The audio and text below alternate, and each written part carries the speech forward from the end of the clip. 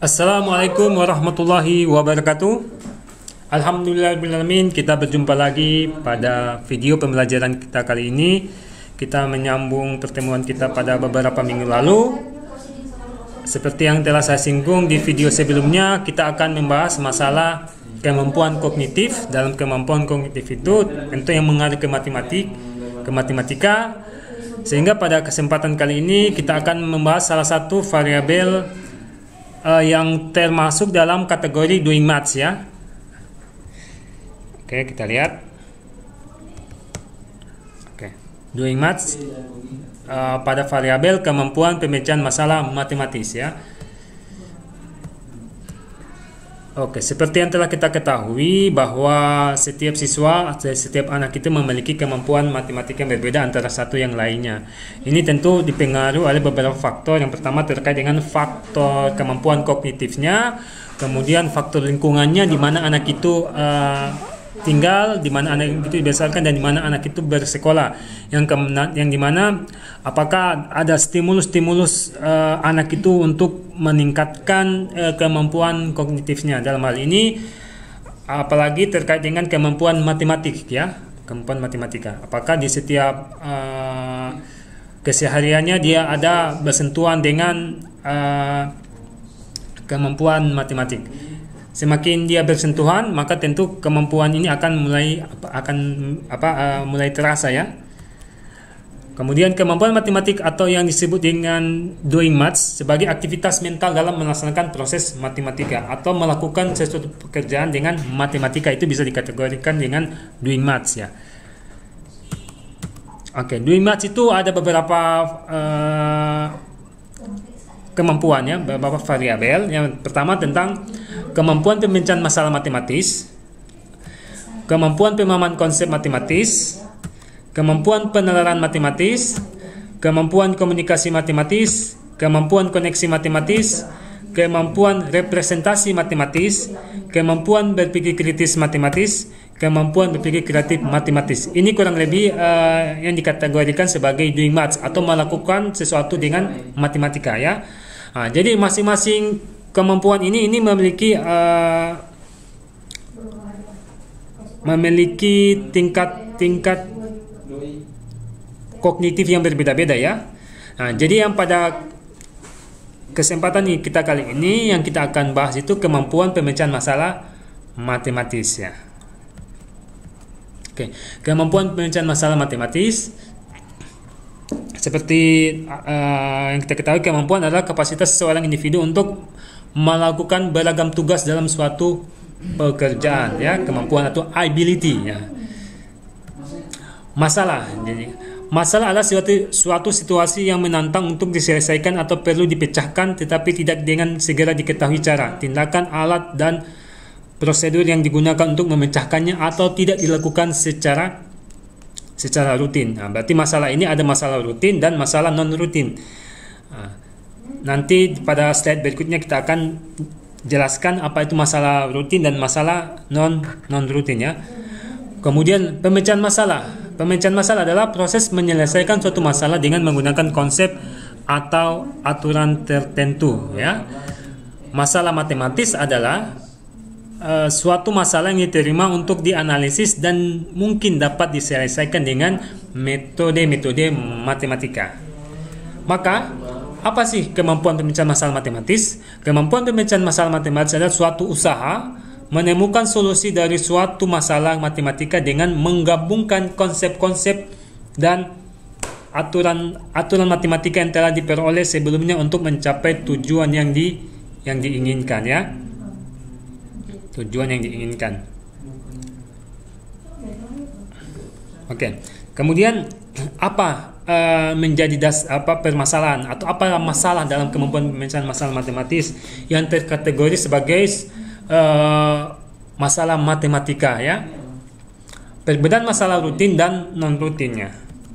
Masalah rutin adalah suatu masalah yang semata-mata hanya merupakan latihan yang dapat dipecahkan dengan menggunakan beberapa perintah atau algoritma. Masalah rutin yang kayak 5 tambah 8 sama dengan, nah ini istilahnya masalah-masalah rutin yang langsung dioperasikan dengan menggunakan kaidah atau operasi tertentu, ya, dengan algoritma tertentu. Nah, kemudian bagaimana sih masalah yang non rutin?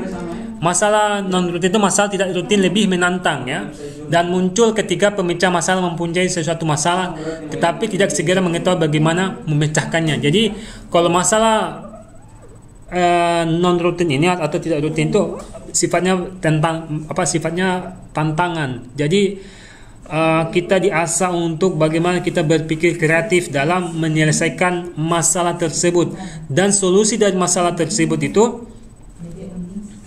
belum kita ketahui ketimbang dengan yang masalah rutin.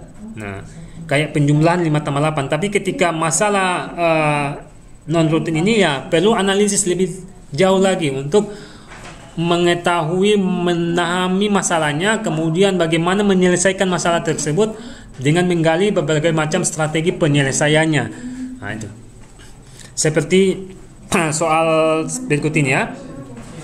Nah, jadi masalah-masalah soal-soal cerita itu bisa dikategorikan masalah non rutin, ya, yang dibuatkan dalam bentuk cerita atau gambar atau daftar tabel, itu kategorikan sebagai masalah-masalah non rutin ketimbang masalah rutin, ya. Misalnya soalnya Ronaldo memiliki 2 sepatu emas lebih banyak dari Messi. Messi memiliki 3 sepatu emas. Berapakah sepatu emas yang dimiliki Ronaldo? Nah, tentunya di sini kan karena kebetulan Pak fansnya Cristiano Ronaldo ketimbang Messi, jadi Pak contohkan, ya, Ronaldo. Tapi esensinya di sini dalam soal ini, soal cerita sini, kita memerlukan apa? Bahkan kita memerlukan penalaran juga, ya. Kita memerlukan analisis. Telah di sini dikatakan Ronaldo memiliki 2 sepatu emas lebih banyak dari Messi. Berarti 2 kali lebih banyak dari Messi. Kalau Messi punya 3 sepatu emas, berarti Ronaldo punya berapa? Ya, bisa dijawab, ya. Oke. Nah, jadi soal-soal seperti ini yang dikatakan sebagai soal non rutin. Ini salah satunya soal sederhana yang rutin dan non rutin, ya. Kalau ini soalnya kan kita jawab berarti 6, ya. Sepatu yang dimiliki oleh Ronaldo. Ketimbang kita memberikan soal 2 kali 3 sama dengan 6. Nah, itu kan masalah rutin, tapi ini kan masalah non rutin itu dinarasikan secara kontekstual dalam soal-soal cerita, ya. Nah, itu. Oke. Masalah tidak rutin dalam pembelajaran matematika, ya. Jadi dalam kemampuan pemecahan masalah, salah satu teori yang sering digunakan adalah teori Polya. Nah, teori Polya ini gambarnya, ya. Ini fotonya Pak Polya ini, ya. Bisa katakan Pak Polya ini. Jadi dia dikenal sebagai bapak pemecahan masalah matematis. Karena kenapa? Karena Polya ini menghasilkan beberapa tahapan-tahapan dalam bagaimana sih kita menyelesaikan suatu masalah. Apalagi masalah matematis, ya. Sering teori-teorinya banyak digunakan, ya. Banyak digunakan dalam penelitian pembelajaran matematika, khususnya dalam pemecahan masalah. Menurut Polya terdapat 2 masalah dalam matematika, ya. Yang pertama, masalah menemukan, problem to find. Nah, problem to find. Nah, tujuan dari masalah menemukan adalah untuk menemukan suatu objek tertentu yang tidak diketahui dari masalah. Kemudian masalah membuktikan, problem to prove, ya. Tujuan dari masalah membuktikan adalah untuk menunjukkan kebenaran atau kesalahan dari suatu pernyataan. Jadi masalah tidak rutin ini ada terkategorikan 2, masalah yang masalah menemukan, mencari sesuatu hasilnya berapa, dan masalah yang terkategorikan membuktikan. Nah, masalah-masalah membuktikan ini, ya, kita membuktikan suatu kebenaran dari suatu pernyataan. Nah, jadi bagian utama dari masalah menemukan adalah apakah yang dicari, nah, bagaimana data yang diketahui, bagaimana syaratnya, sehingga masalah ini lebih penting dalam matematika elementer. Nah, ingat, jadi sedangkan masalah membuktikan lebih penting dalam matematika lanjut seperti penalaran matematika dan lain sebagainya. Nah, Jadi bisa kita simpulkan bahwa kemampuan pemecahan masalah ini merupakan kemampuan yang wajib dimiliki oleh setiap individu dalam belajar matematika, ya. Karena di sini dia katakan bahwa menurut Polya bahwa masalah yang kategorikannya masalah menemukan problem to find itu lebih dalam matematika elementer, matematika dasar, ya. Jadi siapapun ingin mengembangkan ingin menjawab soal, tentunya kita harus mengetahui dulu dasar-dasarnya apa, ya. Apa yang kemudian yang kita cari, apa yang kemudian ditanya, bagaimana menerapkan strateginya dan bagaimana mengevaluasinya, ya. Apapun soalnya, langkah-langkah Polya kebanyakan kita gunakan. Nah.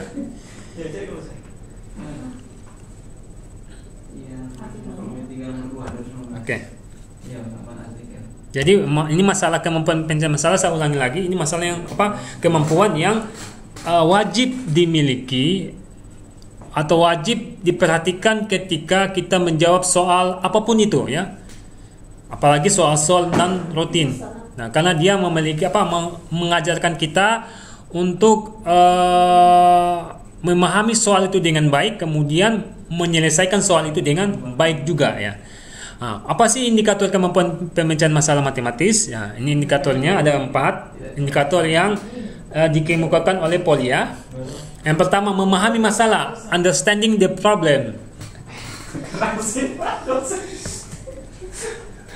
Oke, dalam memahami masalah merujuk pada identifikasi fakta, ya. Apa sih memahami masalah? Kita harus identifikasi faktanya, konsepnya atau informasi yang diperlukan untuk menyelesaikan masalah. Sehingga kemampuan yang dituntut pada tahap ini dalam menyelesaikan masalah antara lain mengidentifikasi apa data yang diketahui, apa yang tidak diketahui, apa yang ditanyakan, ya. Apakah informasi itu cukup? Ada kondisi syaratnya, apa yang harus dipenuhi, menyatakan kembali masalah yang hasil dalam bentuk yang lebih operasional dapat dipecahkan. Jadi dalam kita menjawab soal, kita pahami dulu maksud soalnya apa. Nah, selain itu juga informasi-informasi apa yang ada terdapat pada soal. Kemudian apa yang kemudian diinginkan atau dicari dalam soal tersebut, kita harus identifikasi dengan baik, dengan jelas, dan tidak boleh tidak boleh beberapa informasi kita hilangkan, yang dimana informasi tersebut sangat penting dalam penyelesaian masalah. Nah, ini kata pertama, yang pertama memahami masalah, ya. Yang kedua, merencanakan pemecahan atau strategi pemecahan, devising a plan, ya. Membuat rencana merujuk pada penyusunan model matematika dari masalah. Kegiatan yang dapat dilakukan pada tahap ini adalah mencoba mencari atau mengingat masalah yang pernah diselesaikan yang memiliki kemiripan dengan masalah yang akan kita pecahkan, mencari pola atau aturan menyusun prosedur penyelesaiannya. Nah, jadi yang harus diperhatikan dalam merencanakan pemecahan masalah, kita harus selain memahami soal, kemudian kita rencanakan bagaimana soal tersebut kita selesaikan lewat rencana apa, lewat strategi pemecahannya bagaimana. Nah, di sini dia katakan bahwa kita mempelajari pola-pola soal yang sering kita kerjakan, apakah memiliki kemiripan polanya. Ketika memiliki kemiripan polanya, maka rencana soal tersebut, rencana yang telah kita jawab pada soal yang sebelumnya, itu kita gunakan pada soal yang berikutnya. Nah, dalam menentukan strategi pemecahan masalah, dalam menjawab soal kan strategi pemecahan masalah itu ada yang dengan menggunakan membuat modelnya, menggunakan pembuktian, menggunakan penalaran, menemukan pola dari soal tersebut. Jadi kemudian ada yang menerapkan algoritmanya langsung. Ketika yang ditanya tentang tentang berkaitan dengan volume, bagaimana rumus volume tersebut kita rencanakan, ya. Nah, itu. Setelah kita rencanakan, kita tetapkan apa yang kemudian kita pilih. Misalnya kalau rumus, ya rumus apa yang kita gunakan. Kemudian langkah berikutnya yang kita akan lakukan adalah melaksanakan rencana pemecahan masalah, carrying out the plan, ya. Melaksanakan rencana merujuk pada penyelesaian model matematika. Kegiatan yang dapat dilakukan pada tahap ini adalah menjalankan prosedur yang telah dibuat pada langkah sebelumnya untuk mendapatkan penyelesaian. memeriksa apakah semua langkah sudah benar dan dapat dibuktikan apakah langkah tersebut sudah benar. Saya flashback kembali, selain kita memahami masalah, kedua kita merencanakan penyelesaian atau strategi penyelesaiannya apa, atau bahasa sederhananya rumus untuk menjawab soal tersebut apa. Ya, misalnya seperti itu. Setelah kita tentukan, kemudian kita laksanakan sesuai prosedur yang ada. Prosedur yang ada dalam hal ini ya prosedur dalam menyelesaikan soal tersebut berdasarkan rumus yang telah kita gunakan ya. Jadi kita melakukan operasi penjumlahan dan lain sebagainya ya dalam melaksanakan penyelesaiannya. Setelah kita melaksanakan penyelesaiannya, kita masuk pada indikator keempat, memeriksa kembali kebenaran. Nah ini, atau memeriksa kembali kebenaran penyelesaian looking book. Kegiatan ini dapat dilakukan pada tahap ini adalah menganalisis dan mengevaluasi apakah prosedur yang diterapkan dan hasil yang diperoleh benar atau apakah ada prosedur lain. Dapatkah hasil atau cara itu digunakan untuk masalah lain. Nah, jadi ini bagian juga kedisiplinan sebenarnya ya dalam kemampuan pemecahan masalah ini. Ini juga mengajarkan kedisiplinan kita, sistematika kita, bagaimana kita menjawab suatu soal. Nah, meskipun kita sudah mendapatkan jawabannya, tetapi untuk meyakinkan kita bahwa soal tersebut jawabannya sekian, maka jawaban tersebut kita periksa kembali.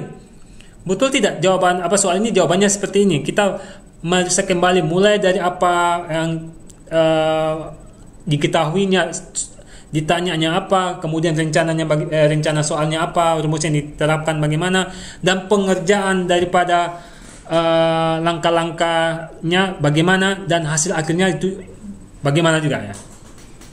Jadi semuanya diperiksa kembali penyelesaian. Jadi saya ulangi lagi, kemampuan pemecahan masalah ini kemampuan pemecahan masalah elementer, ini dasar yang harus kita miliki. Siapapun Anda, ketika menjawab satu soal matematika, maka harus supaya kita memiliki sifat hati-hati dalam melaksanakan menjawab soal, maka 4 indikator kemampuan pemecahan masalah ini harus kita laksanakan ya. Kemudian bagaimana contoh kemampuan pemecahan masalah itu ya? Ini ada sebuah contoh yang Pak berikan kepada kalian.